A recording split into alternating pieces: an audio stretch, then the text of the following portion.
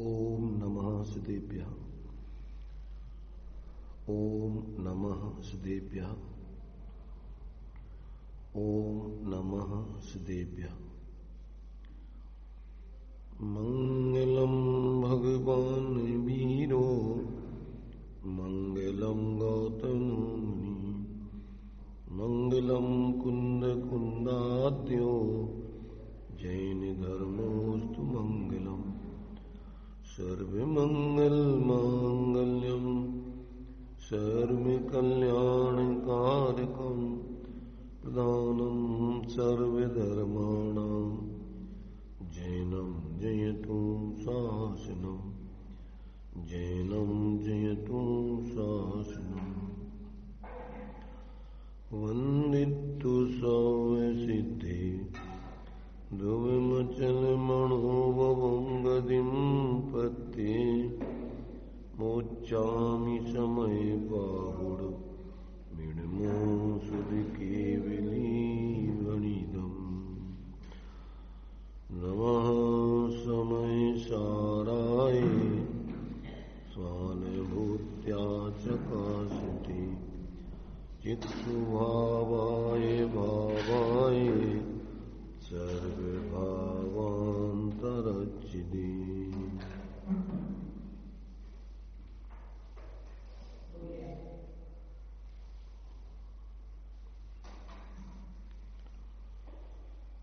गाथा अपनी समय सार जी की 74वीं चल रही है।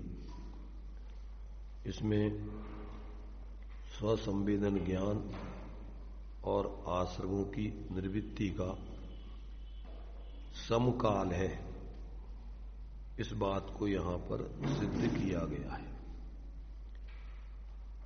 तो इसमें अपने लिए किस प्रकार से स्वसंवेदन ज्ञान रूप और आश्रमों की निर्वृत्ति रूप जो आत्मा में दोनों चीजें एक साथ घटित होती हैं, तो कैसे घटित होती हैं और कितनी घटित होती हैं, उन सब का स्पष्टीकरण आचार्य देव ने इस 74वीं गाथा में, टीका में, भावार्थ में और तात्पर्यवृत्ति जयसेनाचार्य स्वामी की उसमें सब में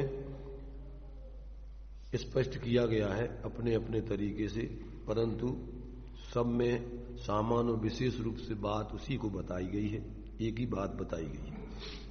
क्योंकि सामान्य कथन की अपेक्षा विशेष कथन अपने लिए विशेष प्रयोजनवान होता है आत्मकल्याण के मार्ग में। इसलिए टीका में सामान्य रूप से आश्रमों का और ज्ञान का एक समकाल है और आश्रमों की 6 प्रकार से आत्मा से भिन्नता सिद्ध की गई है कि आश्रव निबद्ध हैं, अध्रुव हैं, अनित्य हैं, असरण हैं, दुखरूप हैं और दुखी जिनका फल है। इसलिए आश्रव अलग हैं और जीव स्वभाव रूप है, वो किसी से बंधा नहीं है, निर्बद्ध है, ध्रुव है, नित्य है, शरणभूत है और दुख के अभाव रूप है और दुखों का कारण नहीं है, दुखों के कारणभूत ऐसे कर्मों के बंध आदि का कारण नहीं है। तो कर्मों का या दुख का अकारण है। तो इस प्रकार से आत्मा की और आश्रमों की ऐसी अनेक दृष्टिकोणों से भिन्नता बता करके और उस आश्रव को ही ग्रहण करने का, उसका अवलंबन करके विज्ञान घन प्रकट करने का यहां पर आचार्य देव ने उपदेश दिया है। तो भावार्थ में इसका स्पष्टीकरण जयचंद जी छाबड़ा ने जो किया है उसको अपन ले रहे हैं, क्योंकि आत्मख्याति टीका के माध्यम से अपन ने चर्चा कर ली है। आश्रमों का और आत्मा का जैसा ऊपर कहा गया है तदनुसार भेद जानते ही जिस जिस प्रकार से जब आत्मा का और आश्रमों का 6 प्रकार से जब भेद जान करके अब यहां कहते हैं जिस जिस प्रकार से जितने जितने अंश में। अब जी साधक की दशा है। सबसे पहले तो भेद विज्ञान होना चाहिए कि आत्मा अपना ज्ञान लक्षण से लक्षित अपना आत्मा अलग है और ये आश्रव आदि भाव अलग है। ऐसा अजीब सी भिन्नता अपन ने पहले स्थूल रूप में कर ली। शरीर आदि बहुत मोटे रूप में अजीब है, उनसे अत्यंत अभाव है। एक चित्रावगाही संबंध होने पर भी उनसे जीव की भिन्नता है। और इस जो आश्रव भाव हैं ये भी वास्तव में आत्मा से अन्य है, भिन्न है। क्यों कि ये 6 प्रकार से इसकी और आत्मा की यहां पर अन्यता और भिन्नता समझाई कि आश्रव भाव बद्ध हैं, अनित्य हैं, अध्रुव हैं, असरण हैं, दुख रूप हैं और दुखी जिनका फल है इस रूप है। और आत्मा इनसे विपरीत कैसा है? अबंध है, ध्रुव है, नित्य है, शरणभूत है, सुख स्वरूप है और दुख का फल नहीं है। माने वो न दुख का कारण है न दुख का कार्य है।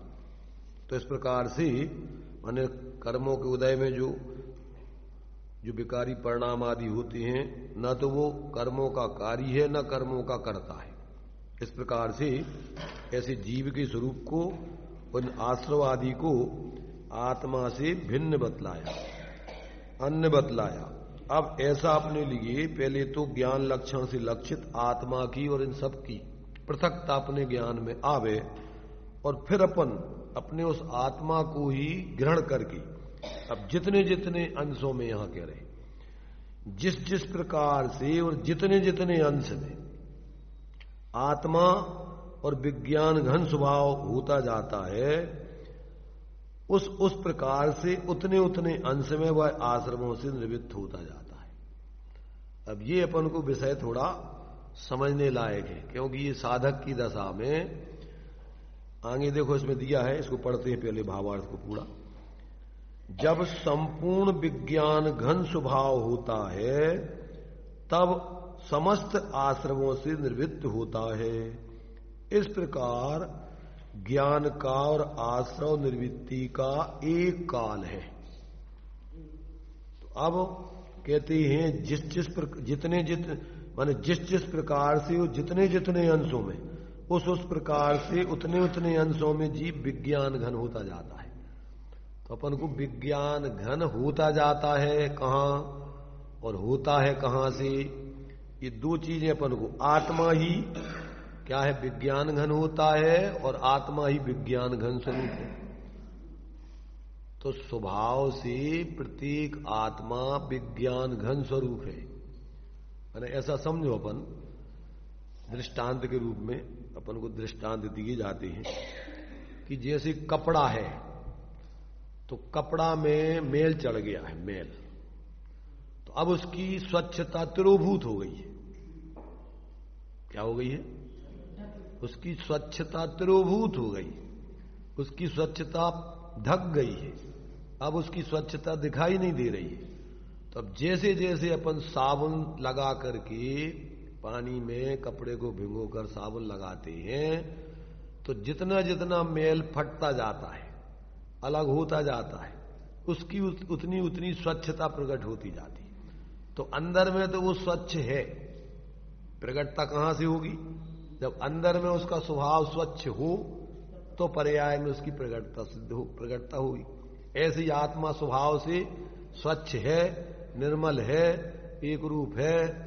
तो अब जब अपन उसका अवलंबन करेंगे माने इधर भेद विज्ञान किया और भेद विज्ञान करने के बाद अपने स्वभाव की तरफ अपन ने स्वभाव को ग्रहण किया और इधर से हटे, तो ये धीरे धीरे ये तुम्हारे आश्रवादी विकारी भाव क्रमशः हटते जाएंगे और अंदर से अपना स्वभाव प्रकट होता जाएगा। तो जैसा अंदर में स्वभाव है वैसा उसकी अवस्था में वो प्रकट हो जाएगा। ऐसे ही अपना आत्मा अनादिकाल से कर्मों से आच्छादित होने के कारण निरंतर वो परिणति में मलिन राग द्वेष मोह आदि रूप प्रवर्तमान हो रहा है, उसकी मलिनता चल रही। अब उसकी जब भेद विज्ञान से, लक्षणों से अपन उसको ज्ञान में ही भेद विज्ञान होता है, और ज्ञान में ही ग्रहण और ज्ञान में ही त्याग होता है। अपन पढ़ते हैं, ली परम पेनी सुबुद छेनी डार अंतर भेदिया वर्णादि अनुरागादि ते निज भाव को न्यारा किया, और फिर निज माही निज के हित निज कर आपको आपे गो। तो फिर इधर को छोड़ देना उधर को। अभी तक अपन क्या कर रहे कि जो अपना ज्ञान प्रकट है उस ज्ञान में, जिसमें से वो ज्ञान आ रहा है, उस तरफ तो अपना लक्ष्य है नहीं। उस ज्ञान में जो बाहर में अपन को रागादिक शरीरादिक बाहर के गे दिखाई दे रहे हैं, उनमें ही अपन एकत्व ममत्व आदि कर रहे हैं, उसमें ही अच्छे बुरे की कल्पना कर रहे हैं, जबकि वो सब अपने से पृथक है। वे ना अपने लिए अच्छे हैं ना बुरे हैं, वे अपने से पृथक हैं। उनको अपने से पृथक जानकर अपन अपने में स्थिर हो जाएं, उसकी तरफ से लक्ष्य हटा लें, तो आप परिणति में वो जो अनादिकाल से उसमें जुड़कर और उन कर्मों का आश्रय बंद करके अपनी परिणति को निरंतर मलिन किए हुए थे, अब उसका क्रम क्रम से जितना जितना अंदर में अपन अपने स्वभाव की तरफ झुकते जाएंगे, स्वभाव प्रकट होता जाएगा और परिणति का आश्रय आदि का अभाव होके, संयोगों का भी कर्मों का क्रम से अभाव होके, संबंध निद्रा होके और मोक्ष की सिद्धि हो जाएगी। ये क्रम है। तो गुण स्थान प्रमाण इसमें देखिए भावार्थ में दिया है कि इसमें जैसे उसने भेद विज्ञान किया और जिस जिस प्रकार से, माने अपनी श्रद्धा में, ज्ञान में, चारित्र में जितना जितना अपने स्वभाव को ग्रहण करते जाओगे, उतना उतना अब अपना विकारी परिणामों का पर से हटते जाओगे, अपने में जुड़ते जाओगे, उतना उतना स्वभाव का आनंद, स्थिरता, शांति बढ़ती जाएगी। इसलिए गुणस्थान प्रमाण, चौथे गुणस्थान से अपन को भेद विज्ञान होता है, वहां से मिथ्यात अनंतानबंदी कसाय संबंधी विकार तत्संबंधी आश्रयबंध क्रम से रुकते जाते हैं। और जैसे जैसे लीनता होती है, पंचम गुणस्थान और लीनता होगी, छठवां आदि गुणस्थान और लीनता होगी, आगे के गुणस्थान अपने गुणों का स्वभाव प्रकट होता जाएगा। 10वें गुणस्थान में पूर्ण कसाय का भाव, परावलंबन का भाव, पूर्ण स्वावलंबन हो जाएगा, यथाख्याचारित, और फिर ज्ञानावरण, दर्शनावरण, अंतराय कर्मों का भी, कर्मों का आवरण उधर जो घातीय कर्म है उनका भाव होके, और आत्मा केवल ज्ञान, केवल दर्शन, केवल सुख, अनंत वीर, अपना जो अंदर में अनादि अनंत आत्मा का स्वभाव है वो परिणति में प्रकट हो जाएगा। और अंदर फिर आत्मा, फिर जो घातीय कर्मों का नाश हो गया, अब विकारी परिणाम होंगे नहीं, आवरण खत्म हो गया, तो आत्मा अब वैसी के वैसी अब बनी रहेगी। भाव मोक्ष हो गया उसका, अरहंत दशा प्रकट हो गई। अब क्या होगा, अब जो 4 घातीय कर्म संयोग रूप में हैं शरीर आदि, तो वे अब जैसे ही आयु पूर्ण होगी और अभी संयोग दशा चंचलता चल रही उसके उधर, तो वो चंचलता भी 13वें गुण स्थान के अंत में समाप्त होकर और अयोग दशा होकर 14वें गुण स्थान में, और संपूर्ण कर्मों का क्षय होकर, और जीव एक समय में अपने स्वरूप में वहीं पूर्ण स्थिर हुआ, और एक समय में जाके ऊर्ध्वगमन स्वभाव से लोक के अंत में स्थित हो गया। अब रही है अनंत काल यथा तथा से पर नहीं। अब कोई न तो कर्म रहे, न विकारी भाव रहे, न उसको अब पैदा होने की कोई व्यवस्था रही, तो अब सहज अपने स्वभाव रूप अनंत काल तक के लिए जीव उसी दशा में, परम शांत निराकुल दशा में और सहज ज्ञाता दृष्ट दशा में अनंत काल तक बना रहेगा। ये धर्म का क्रम है। तो यहां वो दे रहे हैं कि अब जहां से भेद विज्ञान चालू हुआ, जब तक भेद विज्ञान नहीं है, अपना स्वरूप क्या है और अपने से भिन्न क्या है, तब तक जीव अब अपने स्वरूप में, धर्म है स्वभाव में स्थिर होना, और स्वभाव में स्थिर होगे नहीं। अब कुछ भी करते रहो तुम, उसमें तो सब भ्रम है। जितना भी धर्म के नाम पर स्वरूप को भूल के उसकी श्रद्धा ज्ञान लीनता न करके, जिसको आचार्यों ने सम्यक दर्शन ज्ञान चारित्राणी मोक्ष मार्ग, माने अपनी श्रद्धा, अपना ज्ञान, अपनी लीनता, इसका नाम है मोक्ष का मार्ग। मोक्ष माने मुक्ति रहित, मुक्त होने का मार्ग, बंधनों से, दुख से मुक्त होने का मार्ग, यानी सुखी होने का मार्ग। अब इस मार्ग को जीव समझता नहीं है। अब जगह जगह धर्म के नाम पर क्या क्या लोग करते रहते हैं, सब गृहीत मिथ्यात है। इस मनुष्य पर्याय का गृहीत मिथ्यात। मोक्ष मार्ग प्रकाशक जी में इसको 5वें, 6वें, 7वें अध्याय, 3 अध्यायों में इस गृहीत मिथ्यात का स्वरूप बताया। अजैनों का और जैनों का। चौथे अधिकार में अनादिकाल से सब जीवों की जो भूल चल रही वो बताई, और फिर पांचवें, छठवें, सातवें अधिकार में जो मनुष्य पर्याय में नई धर्म के नाम पर भूलें ग्रहण की जाती हैं, फिर वो बताई। तो अग्रीत मिथ्यात चौथे अधिकार में, पांचवें में ग्रीत, स्थूल ग्रीत, छठवें में स्थूल ग्रीत, और सातवें में सूक्ष्म ग्रीत।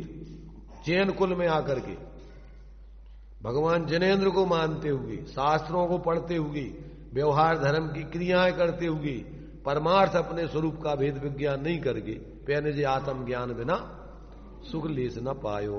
अनंत बार साधु भी बन गए, अनंत बार पंडित भी बन गए, कोरे क्षयोपम ज्ञान वाले, दूसरों को उपदेश भी दिया, पर खुद कोरे के कोरे बैठे रहे।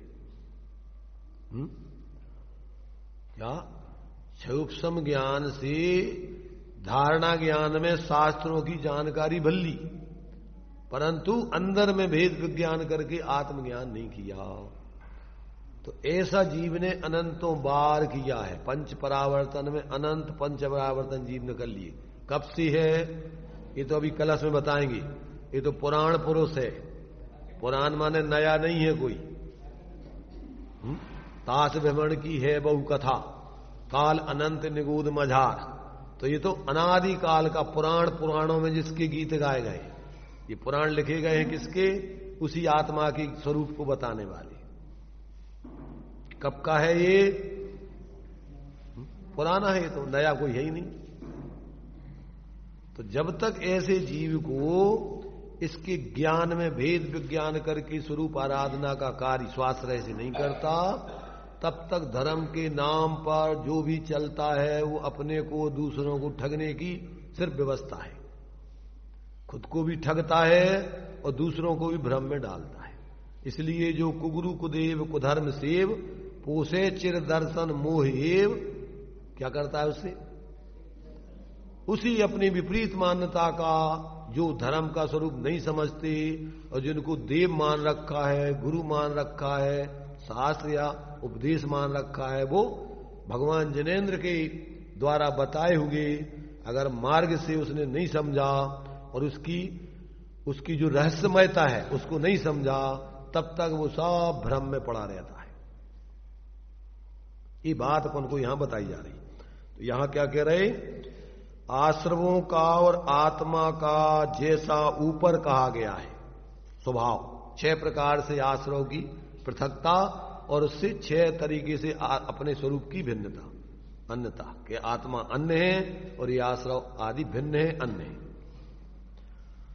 तो आश्रव और आत्मा का जैसा ऊपर कहा है, तदनुसार भेद जानते ही जिस जिस प्रकार से जितने जितने अंश में आत्मा विज्ञान घन स्वभाव होता है, यानी अपने स्वरूप में स्थिर होता है, उस प्रकार से उतने उतने अंश में वह आश्रवों से निर्वृत्त होता है। जब संपूर्ण विज्ञान घन स्वभाव होता है, तब संपूर्ण आश्रवों से निर्वृत्त होता है। इस प्रकार ज्ञान का और आश्रव निर्वृत्ति का एक काल जानना चाहिए। किस समय? जिस समय, कितना, जितना, कौन, जो, कहां, जहां, कब, जब, ये 4 चीजें समझना है। जो, जहां, जब, जितना। क्या अर्थ हुआ इसका? द्रव्य, क्षेत्र, काल, भाव। जो माने जीव, जो भी जीव, इसमें कोई जाति पाति संप्रदाय, कोई व्यक्ति विशेष, कोई महत्वपूर्ण नहीं है। सबके लिए मोक्ष का मार्ग एक ही है। सब जीव हैं एक जैसे स्वभाव वाले, अपने स्वभाव को भूल के संसार में अनेक विसंगतियों को धारण किए हुए। स्वभाव सबका एक समान है। जो निगूद में सो ही मुझ में, सो ही मोक्ष मजार, निश्चय भेद कछु भी नहीं। स्वभाव में किसी के कोई भेद नहीं है। जितना भेद है वो सब संसार है।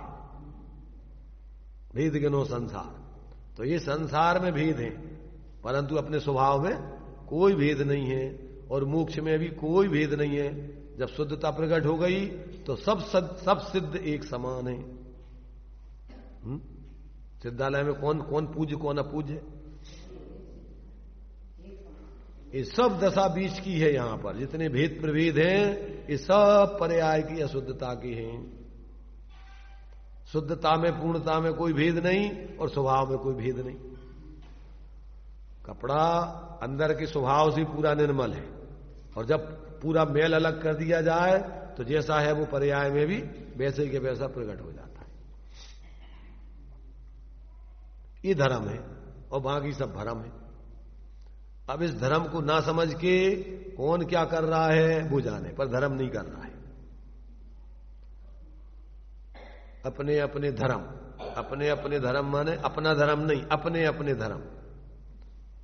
धर्म अपने अपने नहीं होते, धर्म तो अपना अपना होता है, अपना स्वभाव धर्म है और बाकी सब भरम है। बाहर में जितने भी कल्पनाएं हैं धर्म के नाम पर वे सब भरम है। आता समझ में कि नहीं आता? मोक्ष मार्ग में अपन बोलते हैं चढ़े उन्हीं पर क्रम क्रम से, सीढ़ियां समझ लो। 14 सीढ़ियां हैं, उन 14 सीढ़ियों पर चढ़ के जीव अपनी मंजिल में मोक्ष महल में पहुंच जाता है। तो अब प्रथम सीढ़ी मोक्ष मार्ग की चौथा गुण स्थान, जहां से सम्यक दर्शन हुआ, भेद विज्ञान हुआ, मोक्ष महल की प्रथम सीढ़ी पे आ गया। अब आगे की क्रम क्रम से स्वरूप में लीनता करते जाओ। पंचम गुण स्थान और स्वरूप की लीनता उतनी उतनी कसाएं। अनंतान बंदी गई, अप्रत्यख्यान गई, प्रत्यख्यान गई। अब संजलन कसाय का क्रम है। छठवें में संजलन प्रत्यख्यान चली गई। अब संजलन कसाय में फिर छठवें गुण स्थान में संजलन की तीव्रता, 7वें में थोड़ी मंदता, 8वें में और मंदता मानो उसकी क्षीणता होती जाती, 9वें में और क्षीणता, 10वें में अकेला सूक्ष्म लोभ बचा और 11वें आदि में फिर मोह अभी दबा था। 10वें 11वें के बाद तो नीचे गिरेगा क्योंकि अभी वो नाश नहीं किया है, दब गया। अब 12वें से क्षीण मोह हो गया, वहां संपूर्ण मोह का कसायों का क्षय हो गया और कसायों का क्षय हुआ तो ज्ञानावरण दर्शनावरण अंतराय का उसी गुण स्थान में 12वें में क्षय होकर और फिर अनंत चतुष्टय प्रकट अरहंत दशा प्राप्त होगी। अब लौटने की काम नहीं है। हाँ 10वें में सूक्ष्म लोभ अकेला है। मतलब क्या, अभी स्वरूप की थोड़ी स्थिरता कमी रह गई, अभी पूरा स्थिर नहीं हो पाया, थोड़ी सी अस्थिरता रह गई। स्वरूप में स्थिर हो रहा है, अब थोड़ी सी बस अंतिम और एक और स्थिति विशेष लीनता की करना है, बस वो लोभ भी खत्म और पूरा यथाख्याचार जैसा तुम्हारा आत्मा का कसाय रहित आचरण होने चाहिए वो आचरण प्रकट हो गया। तो वो अब जैसे गाड़ी धीरे धीरे स्टेप बाय स्टेप खड़ी होती है, तेज फोर्स में चल रही थी, अब अपन ने समझ लिया कि दिशा गलत है तो अपन अब धीरे धीरे क्या कर रहे हैं, अब उसके अपन ने जो अभी टॉप में डले थे तो गियर बदल के धीरे धीरे थर्ड में फिर न्यूट्रल में डाल देंगे, कुछ देर तक चलती रहेगी न्यूट्रल में भी, फिर इसके बाद रुक जाएगी गाड़ी। तो ये जो है ये क्रम है धर्म का। अब इस धर्म को भेद विज्ञान से चालू होता है धर्म। जितने भी सिद्ध बने हैं सब भेद विज्ञानता सिद्धा, और जितने संसार में बंधे हैं अस्सेव अभाव, तो भेद विज्ञान के अभाव में। जब अपना और पर का विभाव और स्वभाव का भेद विज्ञान जानोगे नहीं तो अपने को ग्रहण कैसे करोगे और स्वभाव की सिद्धि कैसे करोगे कि ये स्वभाव अपना विभाव और ये स्वभाव है, ये दोष है, ये निर्दोष दशा है। जब तक ये नहीं जानोगे तब तक उसका अभाव कैसे करोगे। 7 तत्वों में ये चारों चीजें गर्भित हैं। कौन कौन सी? स्वापर और हे उपाधि। स्वापर में जीव अजीव आदि का भेद विज्ञान है, और फिर हे में अपन को आश्रव भाव बंध भाव हे, और संबर निद्रा और मोक्ष भाव उपाधि प्रकट करने लायक है। तो कैसे होंगे कि जब भेद विज्ञान हो गया स्वपर का तो अब स्व को ग्रहण करते जाओ और पर से हटते जाओ, स्वरूप में स्थिर होते जाओ, पर से निर्वृत्ति करते जाओ। जी जो बता रहे आश्रमों की निर्वृत्ति और विज्ञान घनता की प्रवृत्ति। अपने स्वरूप में जितने जितने डूबते जाओगे उतना उतना विज्ञान घन आत्मा पर्याय में होता जाएगा और आश्रमों से पर्याय में निर्वृत्ति होती जाएगी। विकारों से संयोग बंधे हुए कर्म बिखरते जाएंगे। द्रव्य संवर, भाव संवर, द्रव्य संवर, भाव निर्जरा, द्रव्य निर्जरा, भाव मोक्ष, द्रव्य मोक्ष। सब संयोगों का, संयोगी भावों का अभाव, इधर स्वभाव की प्रकटता। तो इधर परिणति में जितना जितना विज्ञान अपने ज्ञान स्वरूप आत्मा को ग्रहण करोगे, परिणति में उतना उतना विज्ञान घन होता जाएगा, उतनी उतनी विकृति पर्याय की दूर होती जाएगी। आश्रव माने विकृति, विकारी परिणाम, और कर्मों का आना। जिन विकारी परिणामों से कर्म आते थे, जब भी विकारी परिणाम ही नहीं होंगे तो कर्म कौन बुलाएगा? कर्म अपने आप तो आते नहीं, बनते नहीं।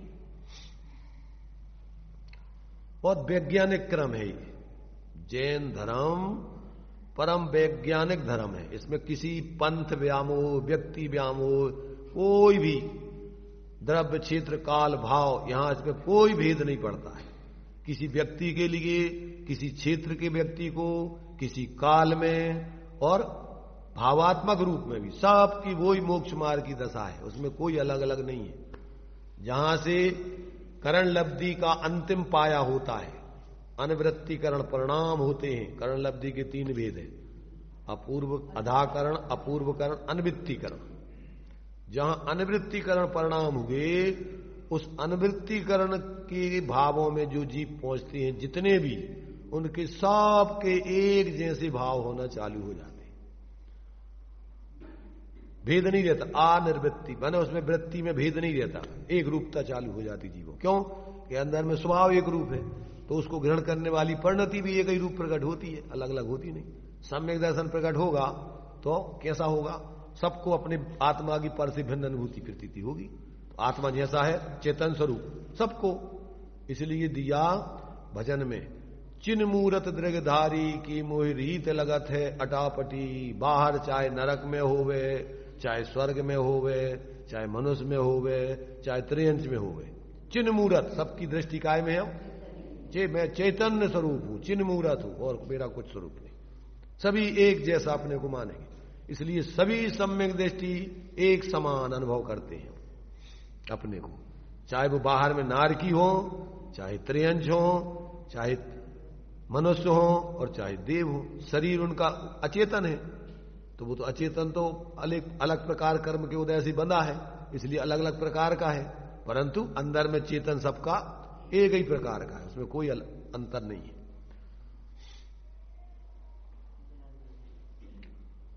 देखो भाई, पहले तो ये बात अपन को रुच जाए तो समझ लो कि बेड़ा पार है।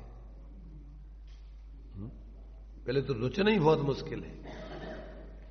अगर अपन को विशेष बाहर की रुचि, रस है, कर्तृत्व, स्वामित्व है, तो पहले तो ये बात है अपन को रुचती नहीं, दवाई अंदर जाती नहीं है, उल्टी हो जाती है। तत्काल सुन करके भैया चलो, इतने तो अपना कछु काम है नहीं है, इतने तो सब पता नहीं है क्या की बातें चलती, इसमें तो कछु अपनी कोई चर्चा ही नहीं होती, इतना तो न जाने कहां की चर्चा चल रही है।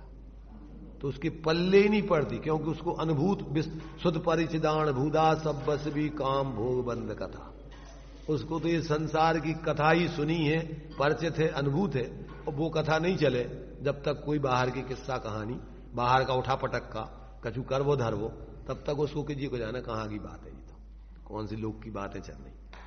तो ये तो रुचेगा ही नहीं, वो एक आध दिन आएगा सुन करके, और दूसरे भैया पता नहीं वो तो कहां कहां की बातें करते रहते, कुछ हमें समझ में नहीं आता, बेकार है वहां।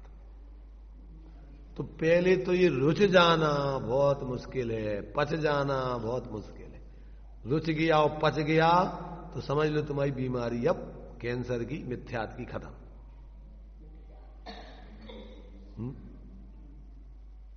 तो ये देखो अपन कि अपन को ये बातें रुच रही कि नहीं पहले तो, इसलिए आचार्यों ने दिया है काय में पद्मनंदी ने पद्मनंदी पंचविंशतिका में कि चित प्रति प्रीत चित्ते ने ये न वार्तापि ही सुना, ये न वार्तापि ही सुना, जो प्रसन्न चित्त हो करके अपने स्वरूप की बात को भी सुनते हैं। चित प्रति प्रीत चित्ते न ये न वार्तापि सुता सा निश्चितम भवेद भव्यो, नियम से उसकी होनहार अच्छी है, आगे भगवान बनेगा। अब वो संसार में ज्यादा रखड़ेगा नहीं, क्यों कि संसार में रखड़ने के लिए तो संसार की रुचि चाहिए, और संसार से पार होने के लिए आत्मा की रुचि चाहिए। अब किसकी रुचि अपन को अच्छी लग रही, कौन सी बातें अच्छी लगती हैं? ये बातें अपन तो ऊपर ऊपर सुन के और इतना ही छोड़ के चले जाते हैं, और भी संसार की बातें दिमाग में अपने पूरी ठसी हुई हैं। थोड़ा सा भी फोन आ जाए, अभी खुला ही रखा हुआ है फोन, बंद करके नहीं आते यहां भी खोल के रखते हैं कि जरूरत पड़ जाए तो ये तो ठीक है, वो औपचारिकता है, वो काम अपना जरूरी है, और ये तो मजबूरी का काम है। फौरन उठ के ज्यों कहते हैं छोड़ के चले जाएंगे बाहर सुनने को बात। बहुत महान व्यक्ति कोई तुम्हें चर्चा बता रहा है, कुछ इससे ज्यादा महत्वपूर्ण कोई चर्चा तुम्हें सुना रहा है, तो इस चर्चा को छोड़ के भगवान की दिव्य ध्वनि और निकल गया वहां मोही जीवों की कथाएं की बातें, संसार की बातें सुनने को। जैसे तैसे आया था और इस दुनिया के तुम्हारे लिए लेकर के अपनी गंदगी दिमाग में भरे हैं, जो उसको भी संगे लेके आता है। मंदिर में आकर के निश्चय निश्चय बोलता है और दिमाग में कचरा वो ही भरा रहता है। ऐसे व्यक्तियों का कल्याण नहीं हो सकता है। अरे यहां आया है तो अब तो बाहर छोड़े आए उस गंदगी को, बाहर की संसार की। यहां तो सुने कम से कम अभी शांति से। तो अभी जिनको इतना भी अभी इसकी रुचि नहीं है, इतना भी इसके प्रति बहुमान नहीं है, उनकी तो समझ लेना कि अभी बहुत दूर है शिखर जी। जो यहां खोल करके मोबाइल बताने पर भी कि भैया तो दूसरों को भी डिस्टर्ब, तुम तो हो ही मोही और दूसरों को भी डिस्टर्ब होता है, घंटी बजेगी सबका उपयोग जाएगा। कौन महत्वपूर्ण बुलाने वाला आ गया इसको। इसलिए जो मंदिरों में भी संसार की चर्चा और संसार के कार्यों को दिमाग में भर के आते हैं, वे मंदिर आते ही नहीं, वे अंदर में संसार ही में बैठे। थोड़ा सा भी कोई खुटपुट हुआ नहीं कि एकदम छोड़ के वे चले जाते, पूजा छोड़ के चले जाएंगे, स्वाध्याय छोड़ के चले जाएंगे। जबकि यहां तो कोई मर जावे तो भी सूतक नहीं लगता है, मंदिर में आ गया तो अब खत्म सब व्यवस्थाएं तुम्हारी। पता है तुमने धनंजय कवि का लड़का मराया वो ले आई थी, मर गया, मैंने वो बेहोश सर्प ने काट खाया था, तो उसका उस पर भी कोई ध्यान नहीं, पटक के चली गई वो पत्नी, उसका कोई मतलब नहीं। भगवान से हमारी अभी चर्चा हो रही है, अभी हम भगवान की बात सुन रहे हैं, उसकी चर्चा। अब इसमें हमें क्या मतलब है इससे, संसार ये सब औपचारिक कार्य है, हमारा किससे क्या संबंध है? ये तो झूठा संबंध, नाते रिश्ते झूठे। तो अभी जिसको वर्षों हो गए हों, सदा सुखदास जी ने लिखा रत्नगण श्राप का चार में, स्वाध्याय करते करते 50 वर्ष हो गए मंदिर आते आते, और फिर भी जीवन में बिल्कुल रंच मात्र भी अंतर नहीं आया मोह में, बेही रुचि संसार की, बेही रस है। कहते अभी वास्तव में मंदिर आते ही नहीं, स्वाध्याय करते ही नहीं। एक बार अगर अपने स्वरूप की महिमा सुन ले, अरे व्यक्ति की नींद उड़ जाती है, उसको संसार से अरुचि हो जाती है, विषय कसायों से अरुचि होने लगती है। तब समझ लो कि हां इसकी परिणति अब पात्रता इसमें पक रही है। लोक में भी अपन देखते हैं, जिसको जिस चीज की रुचि होती है उसको सब खाना पीना, कितने कितने साल तक उसकी पढ़ाई करता है, डॉक्टर बनना है, इंजीनियर बनना है, कितनी कितनी रात दिन उसकी पढ़ाई में 17-18 घंटे लगाता है। सीए बनना है, सीए माने क्लर्क, सीए माने जो है मुनीम कहो पुराने जमाने का, रुपया दूसरों के जो है रुपया पैसा हिसाब लगाने वाला, दूसरों के पैसों का मुना भाग लगाने वाला, उनकी व्यवस्था बनाने वाला, अपने को भूल गए। तो अभी अपन को समझ में ही नहीं आता, अगर इसकी महिमा नहीं जाती है, इसकी रुचि तुम्हारी इसकी रुचि के सामने भी सब फीके नहीं दिखती है, तो समझ लो कि अभी तुम्हारे अंदर से अभी वास्तव में तुम्हें धर्म की और स्वरूप की रुचि नहीं हुई, अभी तुम्हारी पात्रता पकी नहीं है।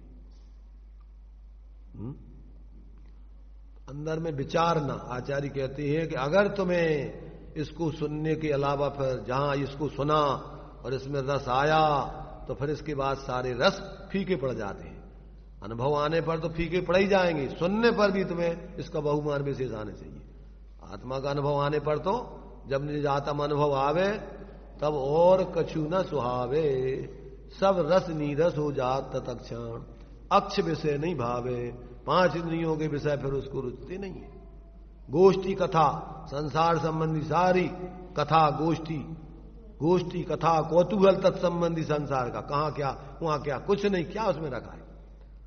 गोष्ठी कथा कौतूहल बिगटे, पुद्गल प्रीत न सावे, जब निज आत्म अनुभव आवे तब और कछु न सुहावे। सब रस नीरस संसार संबंधी तत्क्षण, उसी क्षण जो दे रहे, जैसे जैसे जहां विज्ञान घन स्वभाव का प्रकटपना हुआ वहीं से आश्रमों की निर्वृत्ति चालू हो गई, वहीं मिथ्यात्व का नाश हो गया, वहीं अनंतानबंदी कसाय आदि क्षीण हो गई। अब जितनी जितनी विज्ञान घनता तुम्हारी स्वरूप की स्थिरता, उतना उतना आश्रव तुम्हारे अब छूटते जाएंगे, टूटते जाएंगे, क्रम क्रम से परिणति में अपना वो स्वभाव, विज्ञान घन स्वभाव अनादि अनंत जो विद्यमान है, जिसको अपन भूले हुए हैं, कभी उसका नाश नहीं होता है। आत्मा का वो विज्ञान घन स्वभाव शक्ति तो ज्यों की त्यों अनादि अनंत विद्यमान ही है। जब उसकी उस शक्ति की व्यक्ति करोगे तब परिणति में तुम्हारे दुखों का अभाव हो जाएगा। ये तुम्हारे ऊपर है, इसलिए जब जो जितना तब उसको उतना विज्ञान घन स्वभाव भावों में प्रकट होता जाएगा परिणति। इसलिए कहते हैं कि आश्रवों का और आत्मा का जैसा ऊपर कहा गया है तदनुसार भेद विज्ञान जानते ही जिस जिस प्रकार से जितने जितने अंश में आत्मा विज्ञान घन स्वभाव होता है उस प्रकार से उतने उतने अंश में वह आश्रमों से निर्वृत्त होता है। जब संपूर्ण विज्ञान घन स्वभाव होता है तब समस्त आश्रमों से निर्वृत्त होता है। इस प्रकार ज्ञान का और आश्रव निर्वृत्ति का एक काल है। वह यह आश्रमों से दूर होने का और संबर होने का वर्णन गुण स्थानों की परिपाटी रूप से तत्वार सूत्र की टीका आदि सिद्धांत ग्रंथों में है, वहां से जानना। यहां तो सामान्य प्रकरण है, इसलिए सामान्य तरीके से यहां कहा गया है। यहां तो तुम्हें सामान्य रूप से बता रहे हैं कि भाई देखो जी व्यवस्था है धर्म की।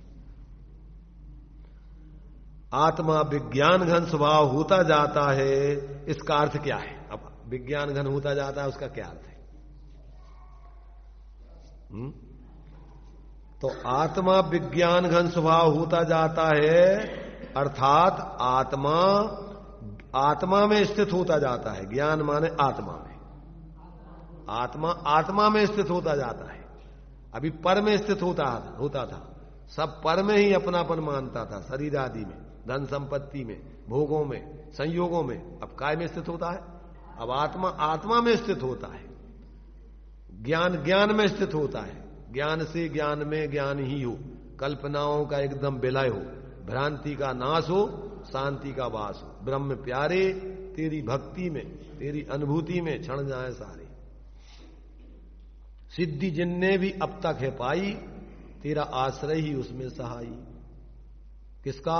अपने स्वभाव का, अपने चेतन आत्मा के स्वभाव का। तो ऐसा कहते हैं कि वो विज्ञान घन माने क्या? तो कहते हैं विज्ञान घन का अर्थ होता है यहां पर कि ये आत्मा विज्ञान घन स्वभाव होता जाता है, अर्थात आत्मा में या ज्ञान में स्थित होता जाता है। क्योंकि ज्ञान लक्षण से लक्षित आत्मा ही है। ज्ञान लक्षण आत्मा का कौन सा लक्षण है? उपयोग का हो या ज्ञान का हो। उपयोग के दो भेद हैं, ज्ञान उपयोग, दर्शन उपयोग।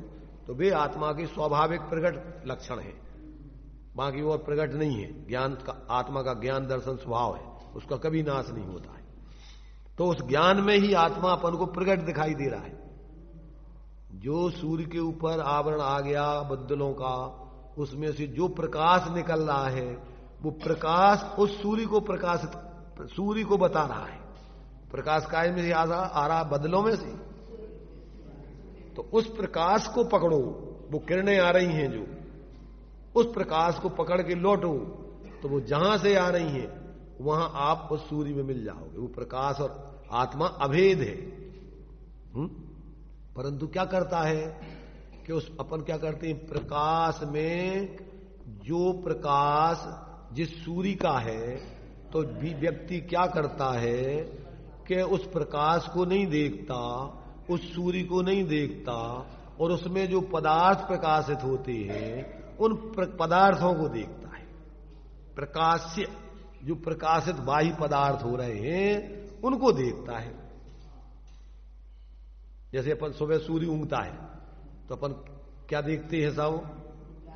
प्रकाश को देखते हैं, सूर्य को देखते हैं कि वस्तुओं को देखते हैं कि जी अब जी अपना और जी ऐसा और जी वैसा। तो रात दिन उसमें अपन इन वस्तुओं में उलझ जाते हैं। वो प्रकाश किसका है, किसमें से आ रहा है, उस तरफ अपना लक्ष्य नहीं जाता। ऐसे जिस ज्ञान में ये सारी चीजें झलक रही हैं तो अपन उस ज्ञान को तो और जिसमें से आ रहा है उस तरफ तो उस ज्ञान को लगाते नहीं। और कहां लगाते?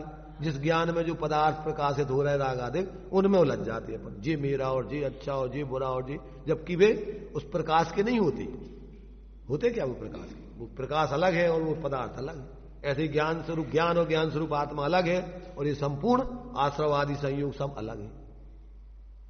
अब ये जब तक जीव को अपना भी ऐसे ही आवरण में, बादलों के कर्मों के आवरण में से अपना ज्ञान का प्रकाश आ रहा है, मति सुतक ज्ञान के रूप में। अपन उस ज्ञान को कहां लगा रहे रात दिन? ज्ञेयों में, आश्रवों में। तो ये ज्ञेय ज्ञायक शंकर उस ज्ञान स्वरूप आत्मा को, ज्ञेयों को एक में एक करके मान रहे, और ये आश्रव आदि भाव और ज्ञान स्वरूप आत्मा को एक में एक कर रहे, इनकी भिन्नता नहीं कर रहे, इसलिए अनादिकाल से भटक रहे। कठिन है वेद विज्ञान करना। ऐसा अपन समझ सकते कि नहीं कि वास्तव में जो प्रकाश है और जिसका वो प्रकाश है वो अलग है, और जो प्रकाशित होने वाले पदार्थ सब अलग है। ये प्रकाश और वो प्रकाशक इन पदार्थों का नहीं होता है कि हो जाता है। ऐसे ज्ञान और ज्ञान स्वरूप आत्मा कभी इन संयोगों का और संयोगी भाव, जो कर्म के उदय में होने वाले विकारी भाव, इन रूप नहीं होता कभी। हो जाता क्या? थोड़ी भी बुद्धि लगाओ, मूर्ताएं छोड़ के, बुद्धि में जो धारणा में मिथ्या धारणाएं धर्म की बना रखी हैं उनको छोड़ के, तो कछु अपनो काम बने। और जो अपन ने मूर्ताएं भर रखी हैं धर्म के बारे में, जो यहां इस पर्याय में खुद ही धर्म तो है नहीं, भ्रम है वो सब। या बुद्ध सेती निज न जानो और भ्रम गणो हितकार। अपने को तो जाना नहीं और बाहर में जो कछु करता रहता है उसको धर्म मानता है। भ्रम है सब धर्म का, क्योंकि धर्म तो परद्रव्यंते भिन्न, अपने को जानना, अपने को मानना, अपने में स्थिर होना, उसका नाम धर्म है। उत्तम क्षमा आदि वो आत्मा के स्वाभाविक परिणाम है, और कोई बाहर में तो होते नहीं, वो कोई न दिनों में होते न बाहर के संयोगों में होती। क्या होती है? अभी तक अपन ने कितने बार बनाए धर्म? धर्म अपन ने कितने सालों से मना रहे?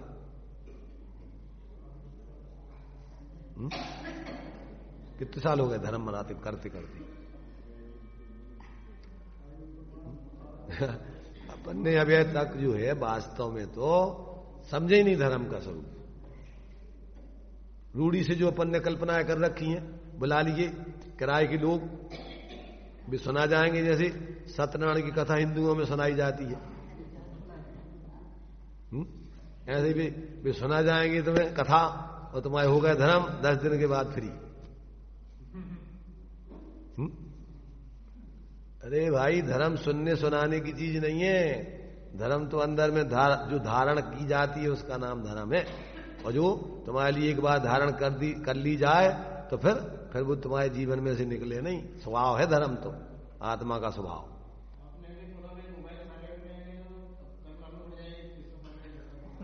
हाँ, ये तो अब देखते जाओ, हमें क्या देखना है? तुम्हें सुधरना है तो तुम देखो और धरो, नहीं धरो। हम तो अपने भगवान की वाणी को सुना रहे तुम्हें। हम तो पोस्टमैन हैं भगवान की वाणी, वो तुम्हारे पास उनकी चिट्ठी पहुंच रहेगी, देखो भगवान ने आपके लिए धर्म का स्वरूप ये बताया है। हम अपने जीवन में जितना समझे होंगे उसका लाभ हमें होगा। अब तुम समझोगे तो तुम्हें होगा। अपना अपना धर्म है। धर्म कोई किसी को देता नहीं। अगर दे सकता होता तो सब एक दूसरे को दे देते, धर्मात्मा सब बना देते। इसलिए ये तो सबको अपने अपने गरिबान में झांक के देखना है कि हम कहां खड़े हैं, क्या कर रहे हैं, कहां अड़े हैं, कहां पड़े हैं, खुद को देखना है बंधु। तो इसलिए यहां अब ये कहते हैं कि आत्मा विज्ञान घन होता जाता है, इसका क्या अर्थ है? उसका उत्तर, आत्मा विज्ञान घन स्वभाव होता जाता है, अर्थात आत्मा आत्मा में स्थित होता जाता है। अभी पर में स्थित था, रागादिक में स्थित था। जब तक मिथ्यात्व हो तब तक ज्ञान को भले ही क्षायुप्सम ज्ञान अधिक हो जावे। धारणा में आप कितना भी समझ लो, क्षायुप्सम ज्ञान विशेष प्रकट हो गया, तब तक वो अज्ञान ही कहा जाएगा, क्योंकि उसमें आत्मा को ग्रहण नहीं किया। उसने किसको ग्रहण किया? शास्त्रों को, अन्य चीजों को, सबको, पर को, जितनी स्कूल की पढ़ाई है, डॉक्टरी, इंजीनियरिंग, सब पर को ही उस ज्ञान में क्षायुप्सम में धारण कर रखा। तब तक वो अज्ञान ही है, वो ज्ञान नहीं है। वेद ज्ञान ही ज्ञान है, से सभी अज्ञान। जब तक अपने आत्मा का ज्ञान नहीं होगा, आत्मज्ञान ही ज्ञान है। पर द्रव्यंते भिन्न आप में रुचि सम्यक्त, और आप रूप को जान पनो सम्यक ज्ञान। और आप अपने स्वरूप को जाने बिना जितना बाहर का जानना है वो सब ज्ञान नहीं है, वो सब परगेय है। पर का अपने में धारणा ज्ञान हुआ, अपना जान, अपना स्वरूप का जान पाना नहीं, वो सब अज्ञान है। और मिथ्यात्व जाने के बाद उसे भले ही क्षायुप्सम ज्ञान अल्प हो तो भी वो विज्ञान कहा जाएगा। बाहर की जानकारी अपने ज्ञान में कम हो, परंतु अंदर की अपने स्वरूप की जानकारी अपन ने लेकर के उसमें जुड़ गए तो वो सब विज्ञान है। ज्यों ज्यों वह ज्ञान अर्थात विज्ञान स्थिर घन होता जाता है, त्यों त्यों आश्रमों से निवृत्ति होती जाती है। और देखो, कसायों की मंदता कितनी भी हो जाए, वो मोक्ष मार्ग नहीं है, लेस्याएं हैं भी। और वो अंदर से जहां स्वरूप में स्थिरता होती है, वहां बाहर में कसायों की तीव्रता दिखने पर भी वो भेद विज्ञानी है, आत्मज्ञानी है, मोक्ष मार्गी है। बाहर में अत्यंत मंद कसाय है और भेद विज्ञान नहीं है। शरीर को काट दो, पीट दो, ऐसी उसकी लेस्या शुक्ल है। जो 9वें ग्रह तक जाने वाले साधु हैं वो बाहर में कसाय करते हुए नहीं दिखेंगे, अत्यंत, पर निष्कसाई नहीं हुए। वो सभी कसाएं विद्यमान हैं उनकी अभी। क्यों? कि वो पराश्रय से वो कसाएं मंद हुई हैं, स्वाश्रय से कसायों का अभाव नहीं हुआ एक का भी। वो किसी पर लक्ष्य से कसाएं मंद हुई। क्या माना कि अपन साधु हैं और साधु को उपसर्ग परिचय सहन करने चाहिए। अपना स्वभाव नहीं है कसाय करना, ये नहीं समझा, आत्मा का स्वभाव अंदर में नहीं समझा, तो वो किसी अन्य कारण से कसाय मंद है, परिस्थिति जन। और वो तो फिर ज्यों की त्यों हो जाएंगे। जो विमानवासी हु थाय सम्यक दर्शन बिंदुक पाए, तहां ते चाय थावर्तन धरे, यो परिवर्तन। तो कसाय की मंदता मोक्ष मार्ग नहीं है, कसाय का अभाव मोक्ष मार्ग है। एक चौथे गुण स्थान वाला जीव कदाचित उसके कृष्णलेस्या भी हो सकती है। न्याय नीति के लिए वो बाहर में लड़ झगड़ भी रहा हो, परंतु अंदर में एक भी कसाय को अच्छा नहीं जानता मानता, और अंदर में उसके स्वभाव की अनुभूति, प्रतीति और आंशिक स्थिरता भी चल रही है। इसलिए बाहर की कसायों की तीव्रता मंदता से धर्मात्मा का मूल्यांकन नहीं होता है। कैसे होता है? स्वभाव के अवलंबन से कसाय के अभाव होने पर धर्मात्मा का मूल्यांकन होता है। तो बाहर से कोई कसायों की मंदता, तीव्रता से किसी को धर्मात्मा को जाने, उससे पहचान नहीं होती। एक व्यक्ति तुम्हें लड़ता झगड़ता दिखेगा और एक व्यक्ति बिल्कुल तुम काट दो, पीट दो तो भी उफ नहीं करेगा, फिर भी वो अधर्मात्मा। उसके लिए रत्नगण श्रावकाचार्य जी में आचार्य समंत्र भद्र ने उसकी तुलना उस मुनि से की है। कौन सी? ग्रस्तो मोक्ष मार्गस्थो निर्मोहो नैव मोहवान अनगारो गृह श्रेयाने निर्मोह मोहिनु मुनि। जो मिथ्या दृष्टि मुनि है, जो वो संसार मार्गी है, और सम्यक दृष्टि श्रावक है, वो मोक्ष मार्गी है। इसलिए उससे वो श्रेष्ठ है। बाहर में भले ही वो मुनि है, कसाय नहीं करते दिख रहे, 28 गुणों का पालन कर रहे, पर उनको अभी मिथ्यात्व का नाश नहीं हुआ, मोह का, मोह माने मिथ्यात्व। इसलिए वो अभी वो कल्याण के मार्ग पर नहीं चल रहे। और अज्ञानी व्यक्ति क्या देखता है? बाहर में देखता है, अरे ये तो अबे देखो भैया सब तो कर रहे हैं, काय के धर्मात्मा है। तो मूर्ख व्यक्ति पहचान नहीं कर सकता धर्मात्माओं की अधर्मात्माओं की। कौन कर सकता है? अंदर से भेद विज्ञान जिसको हुआ सम्यक ज्ञान, वो ही समझ सकता है सही। इसलिए क्षयोपम ज्ञान से, उसकी जानकारी से धर्मात्मा की पहचान नहीं, और बाहर की कसायों की मंदता से धर्मात्मा की पहचान नहीं। धर्मात्मा की पहचान तो आत्मज्ञान से, कसायों के अभाव से है। जब तक वो स्वाश्रय को ग्रहण नहीं करेगा, आत्मा का अवलंबन नहीं करेगा, तब तक वो धर्मात्मा नहीं बन सकता है। इसलिए भ्रम में नहीं रहना कि बाहर में इनने सब कुछ छोड़ दो, बहुत बड़े धर्मात्मा। और अब कोई घर गृहस्थी में राजा सेणिक अभी राजपाट नहीं छोड़ पा रहे, या भरत चक्रवर्ती या आदिनाथ भगवान 83 लाख पूर्व वर्ष तक अभी घर गृहस्थी राजपाट में, और यहां तक कि अभी वो क्या नृत्यांगनाओं के नृत्य देख रहे थे राजसभा में। कौन? आदिनाथ भगवान। तुम मान सकते सम्यक दृष्टि धर्मात्मा छायक सम्यक दृष्टि जब राजसभा में नृत्य देख रहे होते देवांगनाओं के? बोलो मत ज्यादा, दूसरों को समझाने का प्रयत्न मत करो, खुद अपने देखो गरेबान में। अपन ने सुन लिया पढ़ लिया सो कभी अपन समझदार नहीं बन गए।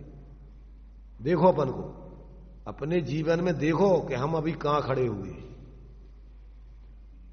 इसलिए बाहर से किसी का मूल्यांकन नहीं करने लग जाना कि बाहर में कदाचित वो किसी परिस्थिति ऐसा है कि सम्यक दृष्टि उसको ये बात जरूर है कि वो प्रवृत्ति करते हुए भी उसको कभी स्वप्न में भी अच्छा नहीं मानता, तो उसका पक्ष नहीं लेता है, उसको हे ही जानता है और छोड़ने के लिए निरंतर जागृत है। परंतु परिस्थिति ऐसी है कि अभी छोड़ नहीं पा रहा है। तुम नहीं समझ सकती, कुछ कर्मों की उदय की परिस्थिति ऐसी होती है कि वो अभी छोड़ने में सक्षम नहीं हो पा रहा है, न तो एक क्षण भी वो उसमें रहना नहीं चाहता है। इसलिए अपन किसी का कोई भी मूल्यांकन अपनी बुद्धि से नहीं करें। आगम को पढ़ें, समझ के सब विवक्षाओं को समझें और समझ करके अपने जीवन का शोधन करके और सभी के प्रति आत्मीयता रख करके सबके साथ सम्यक व्यवहार करें। इस सारी बातों का जब तक अपन को चारों अनियों का ज्ञान नहीं होगा तो अपन इधर उधर से ऊपर ऊपर के द्रव्यानुयोग के पढ़ लिए, कर्णानुयोग का ज्ञान नहीं, गुणस्थानों का अकेला शुद्ध शुद्ध बातें करते रहो और जीवन में परिवर्तन अंदर में कुछ नहीं हो। तो अकेले ऐसा कुछ नहीं है जिनकी अभी नैतिकता का भी पता नहीं हो और अकेले शुद्ध शुद्ध आत्मा की बातें करते रहे तो वे अभी स्वच्छंदाचारी है, उनकी तो पात्रता ही नहीं पकी। जिसको अपने स्वरूप का पक्ष आ जावे, लक्ष्य बन जावे, रुचि बन जावे, तो उसका बाह्य जीवन भी परिवर्तित होना चालू होता है। कम से कम अभी बाहर में व्रत आदि नहीं मिलेगा तो भी अब वो उसको उसमें कहीं कोई रुचि नहीं बने लगेगी और उससे जितनी सामर्थ्य है उससे हटके और अपने उस स्वरूप की विशुद्धता बनाने के लिए बाह्य में उसके जीवन में परिवर्तन होता जाएगा। अनार्गल परिवर्तन उसके जीवन में नहीं होगा जो जरूरी नहीं है अपने लिए। इसलिए सब तरफ से जब तक व्यक्ति नहीं समझे, अकेले मात कोरी चर्चा करते रहने से काम नहीं चलेगा और अकेली बाह्य क्रियाकांड को ग्रहण कर लेने से, अकेले बाह्य त्याग को ग्रहण करके धर्मात्मा अपने को मान लेने से काम नहीं चलेगा। उसके लिए आचार्यों ने शुष्क ज्ञान और जड़ क्रियावादी कहा है। जो लोग बाहर के त्याग ग्रहण में धर्म मानते हैं और अंदर में अपने स्वरूप को ग्रहण करके बाहर से यथायोग निर्वृत्ति नहीं करते हैं, वे भी सब अविवेकी लोग हैं। और जो सिर्फ जानकारी करके और बस उसी में अपने को धर्मात्मा मान लेते हैं, जीवन में उनके कोई परिवर्तन नहीं, स्वरूप का ग्रहण नहीं, तो वे भी सब भ्रम में है। अकेली जानकारी काफी नहीं है, बिना जानकारी के कल्याण नहीं होगा, परंतु जानकारी काफी नहीं है, उसको जीवन में उतारना जरूरी है। उसको अपने घटित करना अपने जीवन में कि जब कोई अपना नहीं है बाहर में तो अब उनके अपन को उसमें रस क्यों, उनका संग्रह करने में जरूरत नहीं है जीवन के लिए। उनमें 24 घंटे लगे रहकर उसी के ढेर लगाते रहो और इधर का कार्य नहीं करो, ये धर्मात्मा का लक्षण नहीं है, आत्मार्थी का लक्षण नहीं है। इसलिए चारों तरफ से अपन को भ्रम को दूर करना है कि अकेली थोड़ी सी जानकारी करके और उस पर प्रयोग करने लग जाए, उत्तमों को कल्याण हो जाए। और बहुत सारा पढ़ते रहो और जीवन में प्रयोग नहीं करो तो 11 अंग 9 पूर्व तक की जानकारी कर लो तो भी कुछ नहीं होगा। और जानकारी तो करो नहीं कि किसके अवलंबन से धर्म होता है। और भैया चलो संसार सब आसार है, छोड़ो सब, जल्दी दीक्षा ले लो, जल्दी से प्रतिमाओं का स्वरूप ही नहीं पता। दर्शन प्रतिमा में भगवान के दर्शन बाहर में कर लो, अरे अंदर के दर्शन से सम्यक दर्शन होता है, 25 दोष रहित होता है सम्यक दृष्टि, और फिर बाद में 7 व्यसन का त्याग होता है, तब जाकर के दर्शन प्रतिमा बनती है। तो कुछ भी तत्व का ज्ञान नहीं, बाहर से चरणानुयोग के आधार से प्रतिमाएं लेते जाओ, साधु बनते जाओ, उससे क्या होगा? अनंत बार तुमने ये सब कर लिया नाटक। जब तक तत्व ज्ञान करके, आत्मज्ञान करके, वेद विज्ञान करके स्वरूप का अवलंबन नहीं होगा, तब तक सम्यक ना तो त्याग होता है, और जब तक पढ़ करके और जीवन में प्रैक्टिकल नहीं करो तब तक न सम्यक आचरण होता है, और तब तक वो तुम्हारा ज्ञान मिथ्या ज्ञान है, सब धारणा ज्ञान अकेला, सम्यक ज्ञान नहीं है। सम्यक ज्ञान होता है जब आत्मज्ञान होता है, तभी अनेकांतात्मकपना उसमें आता है। अतः एकांत से बस अकेली धारणा में जानकारी बहुत ज्ञानी हो गए। ज्ञानी तो भेद विज्ञान पूर्वक होता है, अकेले शास्त्रों की जानकारी से कोई ज्ञानी नहीं कहलाता। शास्त्रों से जानकारी करना जरूरी है, क्यों कि अपन को पता ही नहीं है वस्तु स्वरूप। भगवान के सर्वज्ञ के उपदेश किए हुए शास्त्रों को पढ़ोगे नहीं तो तुम समझोगे नहीं कि हम कौन है, ये आश्रवादी क्या है, संयोग क्या है। तो उसको पढ़ना जरूरी है पहले, बिना उसके पढ़े कोई धर्म हो ही नहीं सकता। आपको जानकारी शिखर जी की ली नहीं और चलना चालू कर दिया, किधर जाओगे, क्या करोगे? तो पहले जानकारी तो करो कि धर्म किस मार्ग पे चलने से होता है। तो बाहर में उठापटक करते रहने से धर्म नहीं होता, और किसी के पीछे लग जाने मात्र से धर्म नहीं होता। सानिध्य करना समझने के लिए, जीने के लिए, मात अकेले उसी के गीत गाते रहकर सांप्रदायिक बनने के लिए नहीं। किसी व्यक्ति विशेष के अनुयायी बन जाना वो सब मूर्खता का लक्षण है। मोक्ष मार्ग में किसी व्यक्ति विशेष का अनुयायी नहीं होता कोई, वो तो सब धर्मात्माओं का अनुयायी होता है। जितने धर्म सबके प्रति धर्मी सो गौ बच्चे, ऐसा नहीं किसी एक व्यक्ति के प्रति बहुमान और बाकी के प्रति दुर्भाव। धर्मात्मा सांप्रदायिक किसी व्यक्ति विशेष का अनुयायी नहीं होता है, वो तो सभी पंच परमेष्ठी को धारण करके और जो उस मार्ग पर चलने वाले हैं गुणस्थान प्रमाण सबका बहुमान करता है। इसलिए जीवन में बहुत वर्तमान काल में बहुत विसंगतियां चल रही हैं, और इन विसंगतियों को प्रत्येक व्यक्ति को स्वयं अपने में समझना है। एक दूसरे की विसंगति देखने से कल्याण नहीं होगा कि भाई ऐसा कर रहा है, जी ऐसा कर रहा है। जो कर रहा है सो भी तो जब अपने समझे जब छोड़ सकते। तुम्हारे देखने से, उनके प्रति द्वेष रखने से, राग द्वेष करने से अब तुम्हारे यह कल्याण होगा। इसलिए मोक्ष मार्ग प्रकाशक के 7वें अधिकार में दिया है कि हमने जो दोष बताए सो ऐसे दोष अपने में दिखें तो उन्हें दूर करना, दूसरों में ही ऐसे दोष देख देख करके कसाई मत होते रहना, नहीं तो तुम्हारा बहुत अकल्याण होगा।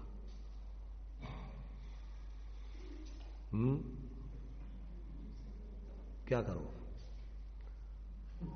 बिठाल दिया है बोलने को तो बोलना तो पड़ेगा जो सही बात है। लाग लपेट तो करने की व्यवस्था। जब पंच की गद्दी पे बिठाल दिया जाता है तो अलगू चौधरी जुम्मन सेठ की कथा पड़ी होगी सब, फिर वहां से पंच परमेष्ठी बोलते हैं, फिर वो नहीं बोलता है। पंच माने पंच परमेष्ठी की बात को कहना, अपनी बात नहीं कहना बनवा। इसलिए जब इस गद्दी पे बैठ के अपन निष्पक्ष होके बोलेंगे तो फिर भगवान जिनेंद्र ने पंच परमेष्ठियों ने जो स्वरूप बताया है वो ही बताना पड़ेगा। फिर उसको फिर भय मय सब खत्म हो जाता है कि अब वो नहीं बोल रहा है, वो तो उनकी बोल रहा है। तो उसमें भी वही ताकत आ जाती है, वही बल आ जाता है, वही निर्भयता आ जाती है। तो ये जो है यहां अपन को ये कैसे कैसे जीव वास्तव में आश्रमों से निर्वृत्ति करके और अपने स्वरूप प्रवृत्ति करते हुए उनका अभाव करता है, ये अपन को गुणस्थान प्रमाण क्रम है। कहां कहां कौन कौन से गुणस्थान में कितने कितने आश्रमों से निर्वृत्ति होती है और कितना कितना विज्ञान घन होता जाता है, ये पूरा का पूरा अपन को क्रम बता रहे हैं। एक एक गाथा अपने लिए अपने जीवन को बदल देने के लिए है, एक एक गाथा अगर अपन ईमानदारी से सुन के और समझे तो सब पूरी एक एक गाथा में आपके लिए, आपके जीवन से जोड़ देने के लिए गाथा है सब पूरी। अनादिकाल से अपन अपने से न जुड़ के पर से जुड़ करके जी रहे और उसमें निरंतर मोह राग द्वेष करके परेशान है। चलिए टाइम हो गया अभी तो अपना।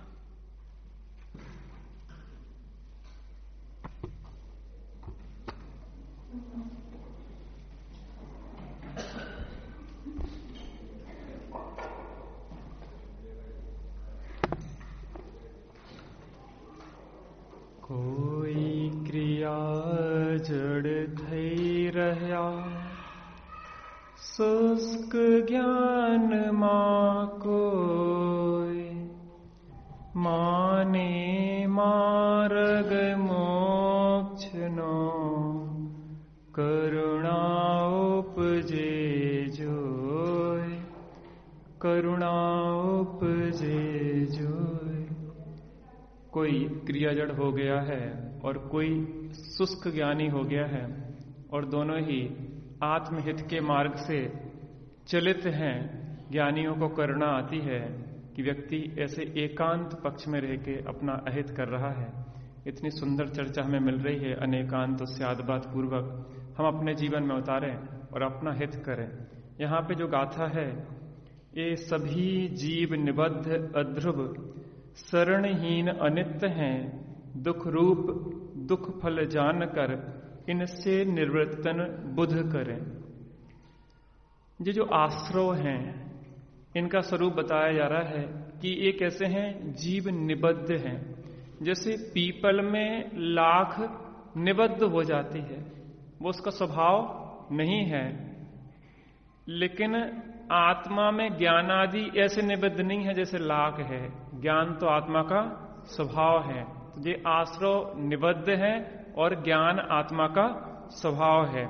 तो ये जीव निबद्ध, जे आश्रव अध्रुव है और आत्मा ध्रुव है। ज्ञान आदि जो उसके गुण हैं वो ध्रुव हैं, और जे अनित्य हैं आश्रव और आत्मा नित्य है, और ये शरणहीन है और आत्मा शरण है।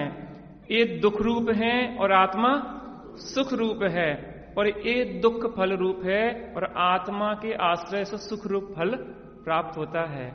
और इतनी सुंदर बात समझ के आत्मा का आश्रय लेके जीव अपने से निबद्ध हो, सुखी हो, और दुख फल को छोड़ के सुख और सुख फल रूप अनंत काल के लिए मोक्ष प्राप्त करे। इसी मंगल में हो।